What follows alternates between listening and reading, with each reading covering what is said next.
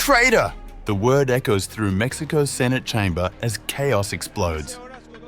Opposition leader Alejandro Alito Moreno lunges at Senate President Gerardo Fernández Noroña, sparking shoves, slaps and lawmakers chanting the national anthem to drown the fight. What should have been a debate on US military action against cartels turns into a brawl, just as American troops mass at the border. Is Mexico's democracy cracking under the weight of foreign pressure?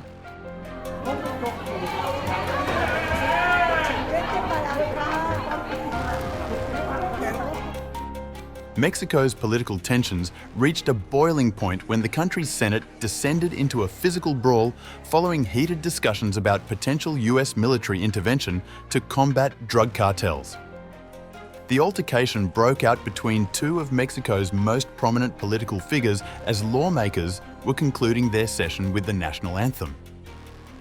Alejandro Alito Moreno, head of the opposition Institutional Revolutionary Party, or PRI, confronted Senate President Gerardo Fernández Noroña from the ruling Moreno Party at the podium. What started as a verbal confrontation quickly escalated into physical violence. Moreno could be heard saying repeatedly in the live-streamed footage, "I'm asking you to let me speak." Fernández Noroña responded in the video, "Don't touch me." The exchange rapidly deteriorated as both men began grabbing and shoving each other. Moreno was seen slapping Fernández Noroña on the neck before knocking an aide to the floor when he attempted to intervene. As Fernández Noroña tried to exit the podium, another lawmaker entered the fray, taking a swing at the Senate leader. Speaking at a press conference after the incident, Fernández Noroña provided his account of what transpired. Doy por cerrada la sesión. I declare the session closed, and when we are singing the anthem, well, there are the videos, and we are about to show them. Alejandro Moreno comes to grab me, and all I do is say, "Wait, we are singing the anthem. Respect." He did not sing most of the anthem. You have the videos. It happened in full view of everyone. And then, when the anthem ends, I turn to ask him, "What is the problem?" And he starts provoking me, touching me, shoving me. The Senate president went further, claiming Moreno made direct threats during the altercation. I said to him, "What's going on?" "So, what confrontation?" "He struck me. You'll see it on video."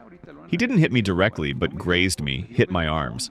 Alejandro said, "I am going to beat you. I am going to kill you." That is the Senator of the Republic and President of the once powerful Institutional Revolutionary Party. And it didn't stop there. Emiliano Gonzalez, who works with me and is very competent, was recording everything with a 360-degree camera. When he had his back turned, they attacked him, knocked him down, kicked him, broke his equipment, and then Alejandro Moreno went to finish him off with punches and death threats. Moreno defended his actions on social media, claiming the ruling party had manipulated the agenda to silence opposition voices. Yo no provoqué a nadie. I did not provoke anyone. I claimed my right to speak, to express myself, to say what I think on behalf of the people we represent, because it was on the agenda, as agreed. One last participation per parliamentary group. But Morena and this coward, Fernández Noroña, as always, changed the agenda to silence us. And when we demanded what was ours, they sent their thug to disrupt the session. The violent confrontation stemmed from intense debates over US military intervention in Mexico. During the session, the governing Moreno Party accused the opposition PRI and PAN parties of supporting American military involvement in fighting cartels, claims both opposition parties denied. The controversy intensified after a PAN party senator appeared on Fox News earlier in the week, saying that help from the United States to fight the cartels in Mexico is absolutely welcome. Fernández Noroña announced he would file criminal complaints against Moreno and call an emergency session to propose expelling 4 opposition lawmakers from the Senate. What happened today is very serious. It sets a precedent. If we have decided to file complaints and request the removal of immunity, it is because a precedent of this nature should not be allowed, regardless of who presides. No matter the political force, however heated the debate, what happened today should never happen under any circumstances. None is none. Mexico's President, Claudia Sheinbaum, has consistently dismissed any notion of a US invasion. The United States is not going to come to Mexico with the army. We cooperate, we collaborate, but there will be no invasion. That is ruled out. Absolutely ruled out. Because in addition to the fact that we have made it clear in all calls that it is not allowed and is not part of any agreement, far from it. Whenever it has been proposed, we have always said no, that we can collaborate in other ways, but not in that way.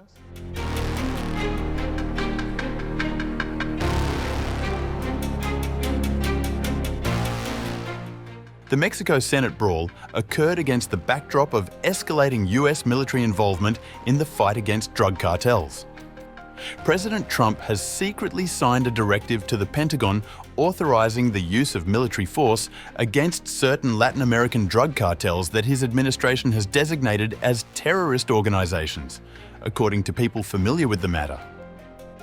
This represents the most aggressive step yet in Trump's campaign against cartels and marks a significant shift from treating drug trafficking as primarily a law enforcement issue to a military one. The directive provides an official basis for potential direct military operations both at sea and on foreign soil against these organizations. Since returning to the office in January, Trump has systematically escalated the anti-cartel campaign. He first ordered the State Department to begin labeling drug cartels as foreign terrorist organizations. In February, the State Department designated Tren de Aragua, Mara Salvatrucha, known as MS-13, and several other organizations as foreign terrorist organizations, describing them as a national security threat beyond that posed by traditional organized crime. 2 weeks ago, the Trump administration added the Venezuelan Cartel de los Soles, or Cartel of the Suns, to the list of specially designated global terrorist groups. The administration asserts this cartel is headed by Venezuelan President Nicolás Maduro and other high-ranking officials in his administration. On August 7th, the Justice and State Departments announced they were doubling the reward for information leading to Maduro's arrest to $50 million. Secretary of State Marco Rubio explained the administration's approach during an interview with Catholic news outlet EWTN.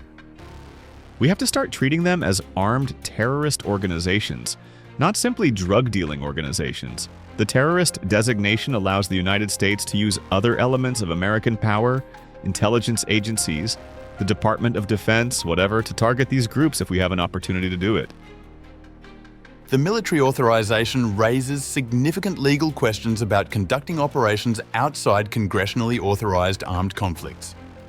Legal specialists note that while designating groups as terrorists allows for sanctions and travel restrictions, it doesn't automatically provide authority for wartime-style military operations. US military officials have begun drawing up operational options for targeting these groups, though the specific rules of engagement remain unclear. The covert program has already expanded surveillance efforts, with the CIA intensifying secret drone flights over Mexico to hunt for fentanyl labs, building on programs that began under the Biden administration.